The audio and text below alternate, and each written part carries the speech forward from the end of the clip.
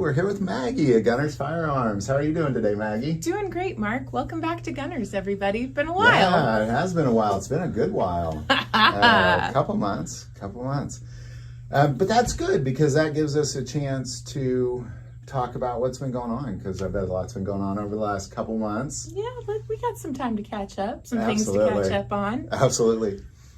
Hey, and there was something that you had mentioned right before we started filming here. How did you say? It was something about the kind of the standards of, why don't you put it, I don't think I could put it the way you put it. So I think we need to talk about the procedures of what lines you can and cannot cross. That's the way you put it. Yeah. When you are making a purchase for a firearm. And I know this is a topic that gets covered frequently, and I'm not sure how to approach this from any new direction because this information is all already out there. I know we've talked about purchasing guns before and what you can and can't do, but it does seem like the rules tend to change year to year, store to store. Definitely, they have different rules, and state to state as well. Because there's certain gun stores I don't buy guns from because I don't like the way they do stuff. Yeah. Yeah. And that is totally fine. That is just their personal business protocol, and how they want to do. preference. Exactly. And there are multiple options out there for people to choose from. Because obviously, you know, if there was one better than the other, that would be your only option. So. Well, and I think, because we have talked about this a lot, but I think it's particularly interesting now because what you had mentioned is anytime there's kind of a major change or shift in how America does guns, yes, like an election, so to say, that there's people that I guess what you're saying is they begin to then try to cross lines again. What does that mean? What do you mean by that? So it looks like you still get straw purchases. They just appear in different ways. A straw purchase is when someone comes in wanting to purchase a gun, but they either don't have the money for it or they can't complete the paperwork for whatever reason. I've heard every excuse under the sun from, I can't see the paperwork. He's going to fill it out for me and I'll just pay for it. You can't do that. The person that pays for it has to be the person that's filling out the paperwork for it. There are very few reasons to have someone else fill out the paperwork for you. One of them is you are legally blind and you really truly cannot see to fill out that paperwork. It's like you shouldn't be shooting a gun if you're legally blind, but it's kind of like fill out my paperwork for my driver's license because I can't see. There's collectors out there, but you still get state issued IDs. I do get that. And they do make firearms that are pretty friendly for people with vision impairments and that wouldn't be able to rack a slide or anything like that. You got tip-up barrels, so. Well, so how are people? So people are crossing a line. So what you're saying is, since the election, there's people that are crossing the line on straw purchases. This has been before. This has been so after. What is different now? It's just. Because I agree. I mean, there was plenty of that before, but are they doing it differently now? Is that?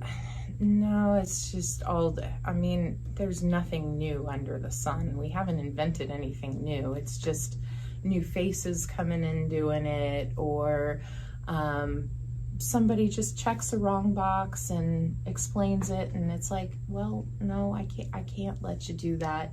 What you've checked there and what you've told me says this is how we're going to stop the sale. Really sorry about it. Some people get very upset when they're told the reasons that we can't complete a purchase. Some people get very upset because they get no reason why they're not allowed to complete the purchase. The digital system that they're typing it in on kicks them out of the system, and they're told at the counter, nope, you can come back in 30 days, but our system will recognize you if you try again. And no. If I understand you right, kind of what it sounds like to me is that since the election, there's kind of like a new customer base. Like, is that? No, like, this really isn't. Or is it like a flood of people that maybe thought, "What? I'm waiting to buy a gun." Like, what do you? No, it's not like a flood of new buyers or anything like that. That's kind of a misnomer. You can't say that. Yeah, well, I just meant like different people. Like you had this base potentially, you know, and I know you always get new people. But it still happens with the regulars too. Okay, interesting. Are they getting more bold? Is it's that what still it is? like I'm buying this for my significant other, my husband, my child on their wedding. It's a gift to my future son-in-law, you know, or whomever. And I'm paying for it, but it's gonna be theirs, and I want them to do the paperwork for it. So how is the correct way to gift somebody a firearm when there is a transfer of money involved in that? Someone has to pay for that firearm. And if it's not going to be the person that fills out the background check, what's the correct way to go about that? Now, every store will have a different policy. So would you say and I apologize, I'm just trying to understand the crossing the line piece. Would you say it's more like people are kind of forgetting the rules, or kind of thinking that, well, now that it's this way, I could do whatever I want? That's it. Okay, that makes more sense. So people are like, well, now that this guy's president, I can do whatever I want. And you're at the gun store saying, no. We're still operating under the rules that were put in place. I gotcha. That's for the tough, last 4 years. That's a tough spot to be in. Still rolling forward with the previous, as I've put it, you know, the regime change. So you're still rolling with what the previous regime put in place. And so you got to go with that until the direction changes, or until there's never less rules. There's always more rules. So I'd say until they, you know, reduce some of the requirements or rules on it, but that's not going to happen. Another thing I love hearing about, we're going to talk about some silencers and people talking about, Hearing Protection Act too, because that's another good one. But the lines to cross at the gun store, like, it sucks because people come in and they don't know anything about firearms. Where do you go to learn about firearms when you don't know, but you need information? Where do you... YouTube? Yeah, okay. So YouTube, but personally... That's where I went, or somewhere like here, you know, like somewhere where somebody knows. Or if you're interested, you walk up to a counter at a sporting goods store, or you walk into a small standalone business that is what their bread and butter is just a little gun sale counter.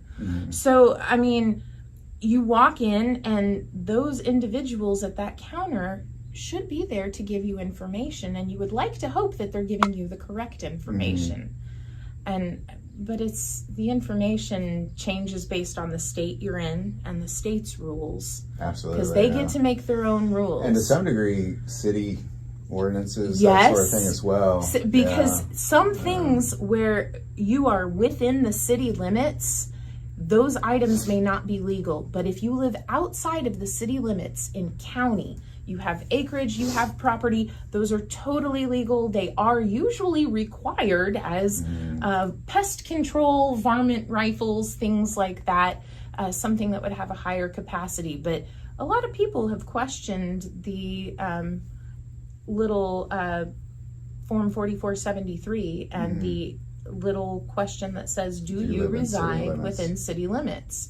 And the question in this part is, why does that matter? Well, it was made to pertain to states where you have different rules within the city versus the county, and things within the city, you have a reduction of capacity, but if you go out to the country, you can increase the capacity. So really, the in the end, would the lesson of anybody watching this be more like rules still apply? Rules still apply. Yes. It's never wrong to ask questions at the gun store. Really good question to ask your gun dealer would be, how do I go about this? Explain to them the situation and say, hey, here's what I want to do.